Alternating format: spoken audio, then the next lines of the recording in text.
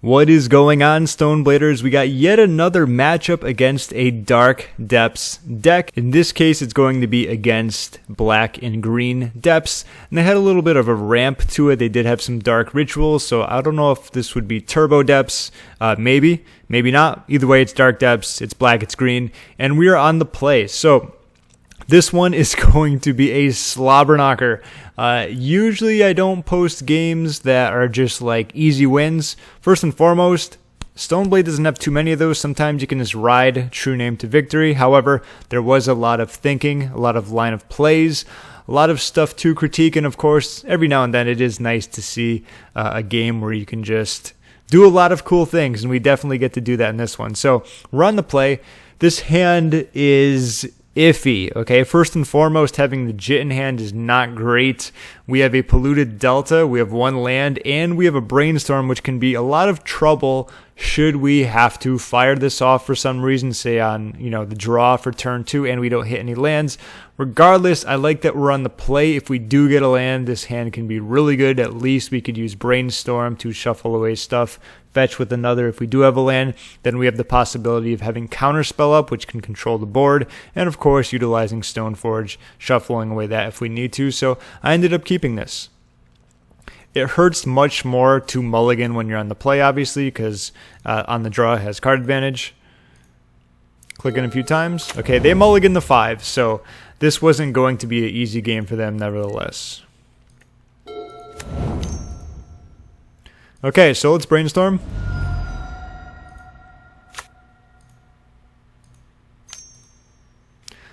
So regardless, there's always a lot of things to talk about. Cool, we hit a land. Land is perfect. So what do we want the most here? Okay, so in my opinion, what we're going to want the most here is going to be Stoneforge and Counterspell. And they're going to go back that way. So it's going to be Stoneforge on top, Counterspell on top.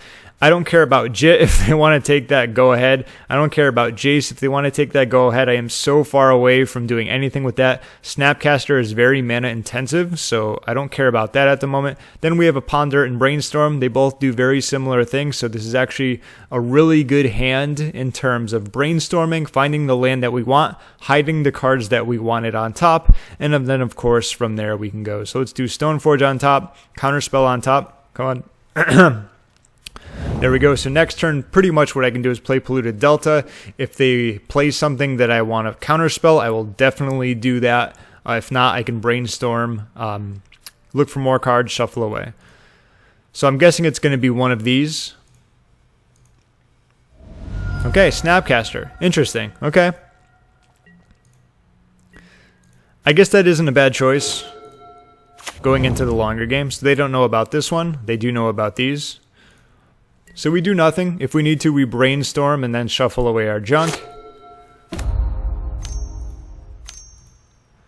And unfortunately, I guess it's not a big deal. We are going to have to shuffle away Stoneforge. I mean, for a mulligan to 5, this was an awesome hand. On their first turn, Thoughtseize, and then pretty much they have the combo right here. Obviously, counterspelling. See, if we played that any other way, we would have lost. Most likely, because we would add the fish for something else. So there was a high possibility that we could have lost. So despite the fact this game turned up into a slobber knocker, playing the cards right is still very important. So once again, they know about these 3. Let's ponder first. Okay. So we have Ponder, Spell Pierce, and Stoneforge. So I do have a Brainstorm. I wanted to get a Spell Pierce just in case they play like a crop rotation. Maybe if they have another Thoughtseize, maybe a Hymn to Turok, whatever it's going to be. I feel like having protection isn't all that bad. After that, having a Ponder and Brainstorm is going to be nice. Since I don't have any planes, this is going to be on top. So Stoneforge Mystic on top, Ponder on top of that, and then Spell Pierce on top.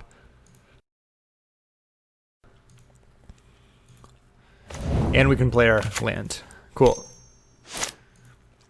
Yeah, I'm like, Brainstorming would not be good there because I already know 2 of the top cards. Okay, so like I said, I'm not sure if a lot of different decks like this play this. Either way, I am spell piercing this because I am 1 land away, and that was a very good reason to keep spell pierced. I didn't know they would have this, but either way, having some type of protection here is always good. Okay. Ponder, of course. Okay, and this is perfect. So we want Stoneforge Mystic, and we want to play our land, Flooded Strand. If they want to wasteland this, I will absolutely, in response, what's the word? Crack it. So hopefully, okay, so they played a wasteland, and that is perfect. Here, what I want to do, I want to play this because I want to get rid of my Jitte. I know there's going to be Stoneforge on top, but either way, that at least allows me to shuffle and see, I think, 1 more card. And it's not a bad one. Either way, so it's going to be Jitte, Stoneforge Mystic, and shuffle. So I got a Force of Will out of it, which actually isn't bad. Shuffle. And that's a great draw because now we have a fetch for our Jace. So let's play Jace. I'm like, I probably thought about playing Stoneforge, and then I'm like, wait a minute. I have a Jace the Mind Sculptor. There's nothing on the board. No, let's play that. A blue card here would be nice. At least 1 blue card. Okay, and we have a... Wow, we have some awesome cards here. So, let's see. It's actually an interesting one. There probably wouldn't be a whole lot of shuffling. Given the fact they can't crop rotation, but eventually I can play Teferi, and this will turn into an instant, which is good.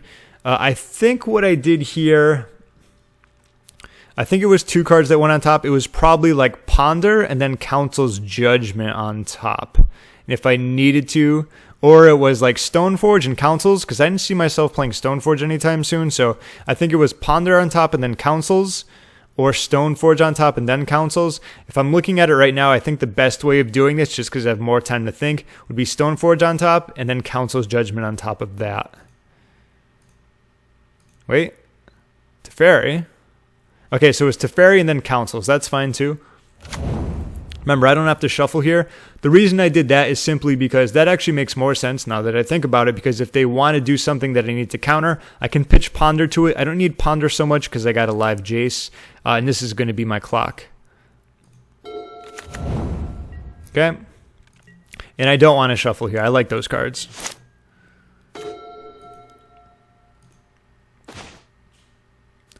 Okay, so let's look at these again. I am going to want probably this. This actually wouldn't be that bad of a card, given the fact that... actually, I probably will go back. So definitely 1 Stoneforge Mystic has to go. We don't need 2 of those. These are going to be great, because like I said, this will be removal once I can actually play Teferi. So I'm thinking here it's going to be like Stoneforge and Arid Mesa. Yep, okay, perfect.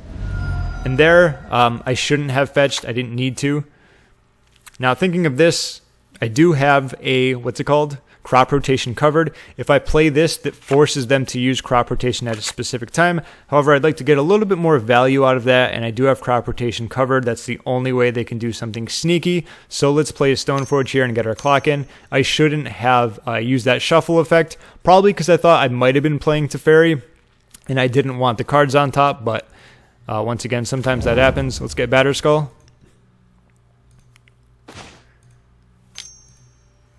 Let's Ponder. This is great. Another Force of Will. So let's do Jitte, Arid Mesa, and then Force of Will. Okay.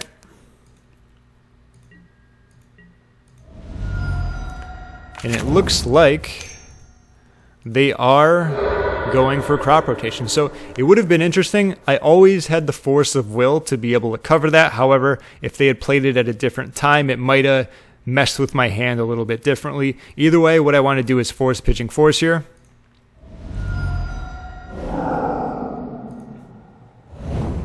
Okay.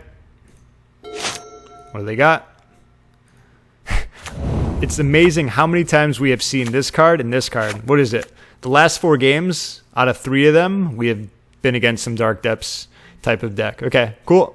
And we had a shuffle, so we had some new cards. I think, because I saw Arid Mesa before. Let's draw 3. Wow, we got a lot of crap to get rid of. So probably going to be Jitte and Island, simply because these can fetch, which is good. Let's make sure it's Jitte and Island. Perfect. Now, what do we want to do here? Let's think about it.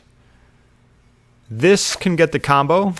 So I think what we want to do here is use Teferi and bounce this just for tempo reasons. Because once they... Otherwise, I got to use Council's Judgment on that. And I want to be able to use this as a combo. Because once this is on, and like I wait one more turn, I can start casting until your next turn. You may cast sorcery spells as though they had flash. So I want to be able to utilize that. So here what I want to do, I believe, is play an Arid Mesa. Let's get rid of that, because if I'm going to be bouncing this card, I'm going to be drawing a card, and I don't want the crap that I put back on top. So here's pretty much going to be just like Plains, Island. Let's bounce this. I'm telling you, this card has been so amazing. I think I need a second one. Sorry, Narset. Okay, that's great. I just don't have anything that I can pitch to it. Either way, they don't have green, so that's fine. And we're doing nothing, so we want to bring in Stoneforge. That was a really, really nice turn, and it's setting ourselves up to be able to utilize this. Next turn, I can tick up on it and use that for removal. Okay, I would have bounced that too if I needed to. Of course. So now they got nothing in their hand. That's great. For some odd reason, I was playing very fast in this game. Okay, that's a given, Batterskull. Even though like I'm at 1930 left and they're at 1815, I had so much going on, and I thought I was playing slow. Okay, so that's probably why.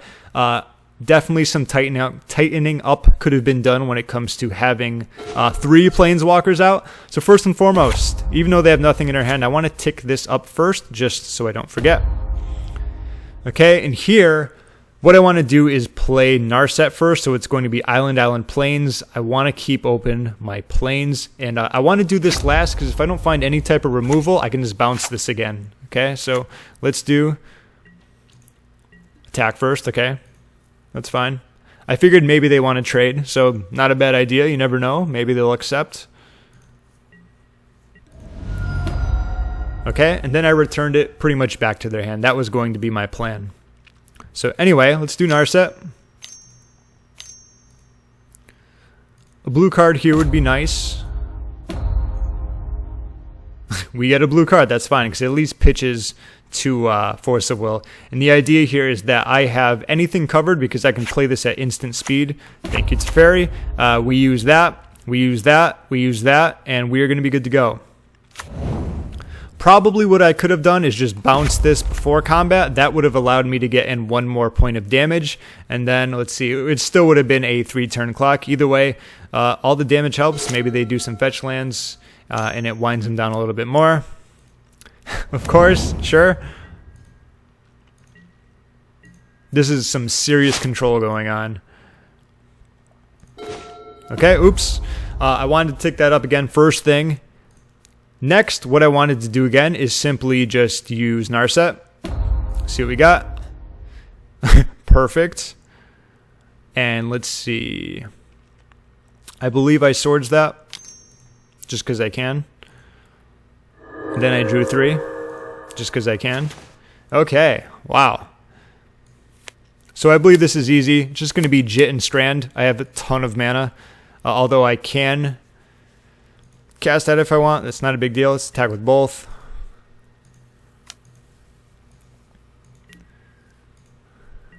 Okay. Now we want to play True-Name Island.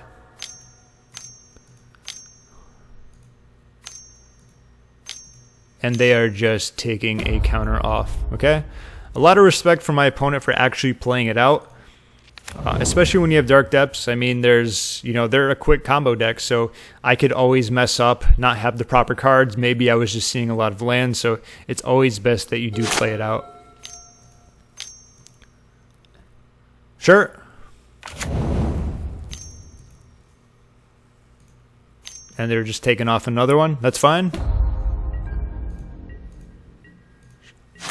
Shuffle away. We knew it was on top. It was crap. Alright, so we can't use Narset. I don't want to bounce this. I'm going to tick this up because I still want to be able to utilize Council's Judgment if I can. Okay, and here pretty much I have the option of being able to bounce this, which I definitely want to do. Because look at it this way. I have 8 on board here. All I have to do is bounce this and then counter anything that's important, or just bounce this 2 turns in a row. So I'm going to bounce this with Jace. Here we go. Attack with everyone. I don't need cards at this moment. This can handle their Merit Lage should they make one. This can handle anything, and they can't respond because of Teferi. And they give up. Okay, so that was a unique way of playing that game. I know a lot of times people just want to draw cards with Jace, but actually looking at it, I realized that I can just keep bouncing that dude back and forth. I did eventually Swords one, but the power of Teferi being allowing me to have Council's Judgment at instant speed is very helpful. This helped me find a couple of cards, but all in all, Jace, Teferi, Narset, True-Name, Batterskull, Stoneforge, Force of Will backup, Council's Judgment at instant speed. That's hard to deal with. That was a slobber knocker, like I said. And even though the opponent, I think they mulled to 5, they had a really, really good hand. But a few things I think really helped me out, especially when it came to that Brainstorm, putting that Counterspell on top. If I didn't do that, I would have lost. And like I said, just some of the smallest decisions can really help you either win or lose the game, especially when it comes to Brainstorm. So despite the fact it looked like an absolute beating, a lot of things had to go right in order of play style and in order to get to where we are. So that was game 1. Let's move to the sideboarding for game 2. All right, so we played against Depths a million times, what feels like a million times now.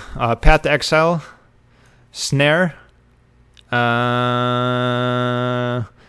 it's like it's been a while. Back to basics. Maybe Force of Negation. Do I need Force of Negation? I don't think I need that, do I? Force of Negation, I don't think so. They are playing a lot of like discards, so Flusterstorm can be pretty helpful, and maybe like a Surgical. Not a whole lot. Here I'm going to be taking out Volk. Here I'm going to be taking out Narset. It's not great. Help me find cards that I need, but that doesn't mean I need to keep it in. I like all of my counters here. They play a ton of counter spells. Spell Snare hits Vampire Hexmage and probably a little bit more. And there's going to be one more card, which is going to be... could maybe take out one Force of Will. They are on Hymn to Turok, which you will see, but something like that should do. Don't need a ton of cards. This deck is really good against them in the first place, but I think that looks good, so let's move to game number 2. Alright, and just like the opponent mulliganed in the first game, we have to now, and this hand is horrible, there's no lands, I'm not going to even talk anymore about it. Okay, this hand's a little bit better. Let's look at it, let's assess it. I am going to be keeping it, but we'll talk about it as always. Swords is great in this matchup. True-Name is great in this matchup. Back to Basics can be great in this matchup. However, the fact that I have a Tundra in my hand makes me not want to keep Back to Basics. I do like having land. They do play Wasteland. They do play Sinkhole, as we saw. So I like keeping my land. I got rid of Back to Basics here. That's it. And they have 7. They have 6. They have 5. They have 4. They have 3. Wow, they have 2 cards left. Opponent really went all in. You sneaky little devil. Holy crap. 5 cards in order for a turn 1 him. I guess you got it, man. Like, if that's the game you want to play, you better get all of my land and all of my swords. Well, now this isn't going to get planes. Thank you very much, opponent. And they still have more? And a Vampire Hexmage. Wow, that was pretty insane. Now it's just total beatdown mode after something like that. Thank you, Flooded Strand. I am playing this just in case they had like God mode turn 1 hand. Actually, if they had God mode turn 1 hand, they probably would have had... No, they wouldn't have been able to play everything. Dark Depths, yeah, okay, anyway. In case they have a Dark Depths sitting in their hand, I am plowing this now.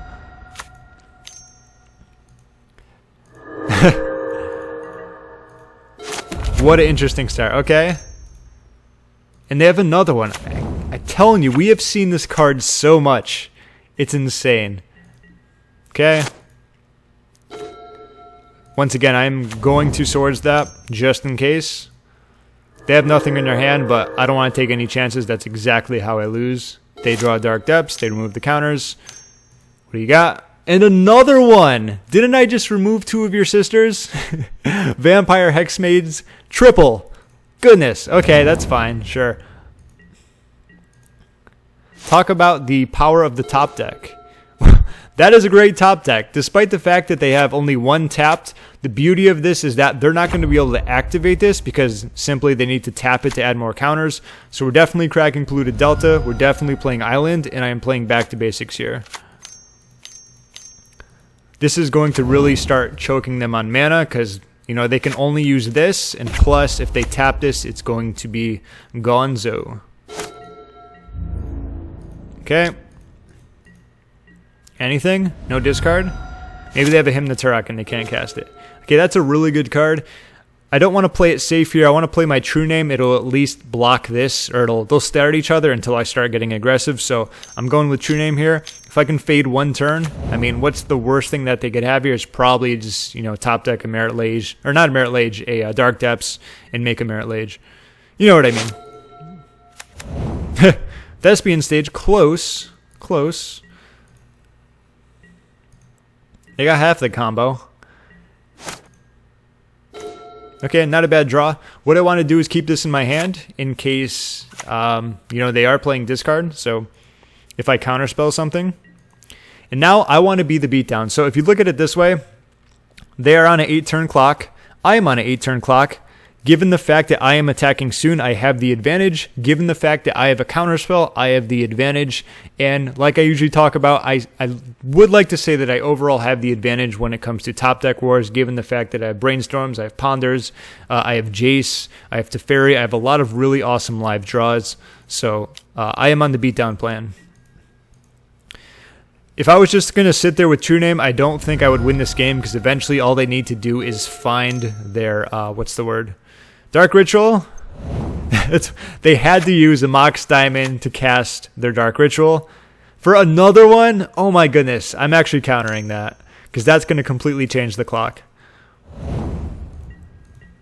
Like I said, the difference between Dovin's Veto and Counterspell, in case you haven't seen it, has been monumental. The amount of creatures that I get to counter with that is just astronomical.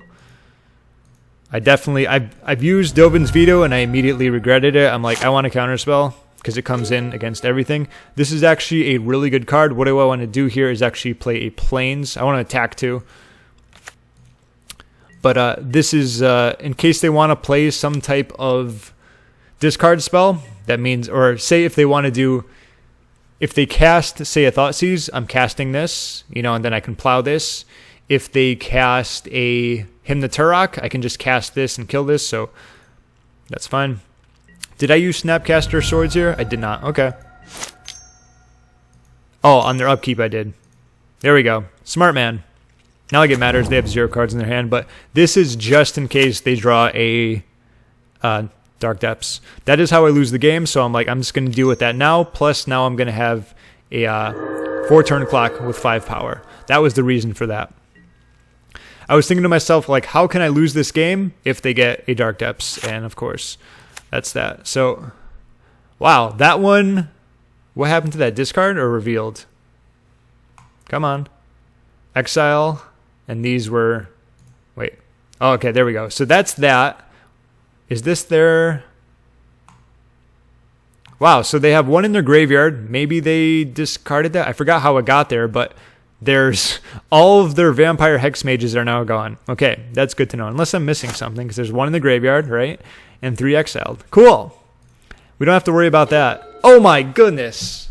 What an awesome card. All right, so there's actually a few lines that I can utilize right here. First and foremost, I can attack, which is good. And then I can play Teferi, and I can actually bounce Snapcaster and hope that they don't discard it. Or I can just bounce this, make them have to play it and discard another land just to make it even more painful. So there's 2 options that I can do there. First, I want to attack.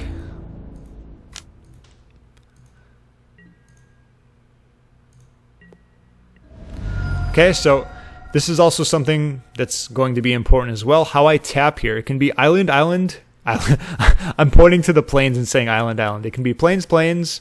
an island, or it can be islands, plains. Now, if I keep a plains open, I mean, look, I have one of these in exile, and I have 2 in my graveyard. So when you think of it, there's only 1 swords left in my deck, which means 1 out of 45 that chances I'm going to be drawing that, and I don't like that, so I want to make sure that I keep an island open here. This was actually something I looked at and thought out. I'm not just saying it because I know what's going to happen, but plains.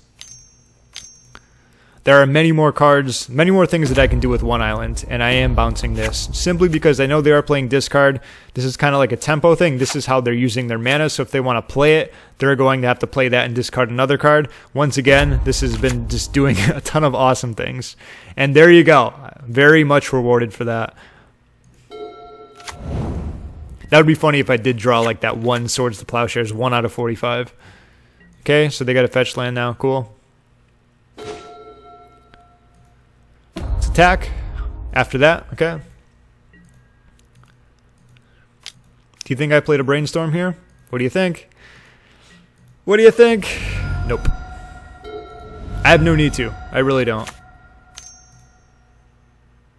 Now I do. Ha! Okay. So all I literally need to do here is when I cast a Brainstorm, I have to find 1 land. As long as I find 1 land, I can keep both of my hand, and I can do the patented invisible, what I like to call invisible Veil of Summer. Let's see what we get. So let's play island. Excuse me, I can't play an island. Let's island Brainstorm. And unfortunately, I didn't hit a land. I was like, damn it! How many times I do that is just, I need to keep track. It's a lot. It's like when people punt, you know, you keep all the... How many times people do that? When people actually use discard against me and they whiff on lands, I should start keeping track because it's a lot. Anyway, back to business. So what I want to do is keep this in my hand because like it doesn't matter. And then I got to think about the card that I don't want. So in this scenario, it's probably going to be Force of Will very easily. And now I got to think about these 2 cards are going to be in my hand. They can take the Force of Will, have it. I think having Snapcaster on top is actually...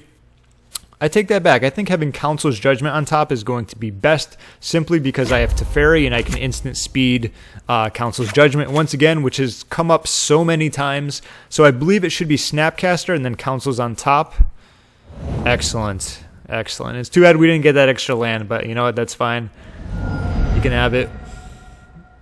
Like I always talked about, keeping lands in hand. This shows up so much. So much.